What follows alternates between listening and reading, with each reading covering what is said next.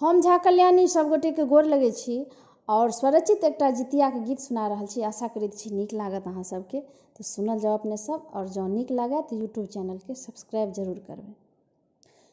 मिथिला में बड़े बड़े गुण माँ गे बहिना, मिथिला में बड़े बड़े गुण माँ, जितिया पाबनि बड़ सोहन माँ गे बहिना, मिथिला में बड़े बड़े गुण माँ, जितिया पाबनि बड़ सोहन माँ गे बहिना, मिथिला में बड़े बड़े गुण माँ। लाले लाले मरुआ के रोटी पकेबै, रहुआ बुआर तरे मन सँ झोरेबै। लाले लाले मरुआ के रोटी पकेबै, रहुआ बुआर तरे मन सँ झोरेबै।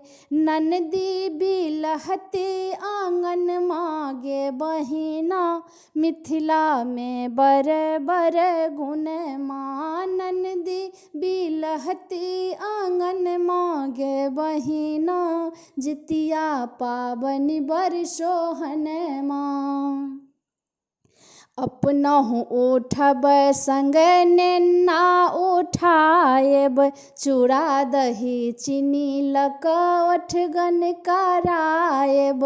अपनहु उठब संगे नेना उठाएब, चूड़ा दही चीनी लऽ कऽ ओठगन कराएब। सब कियो खाएब खिल्लीपन माँ गे बहिना, मिथिला में बड़े बड़े गुण माँ। सब कियो खाएब खिल्लीपन माँ गे बहिना, जितिया पाबनि बड़ सोहन माँ।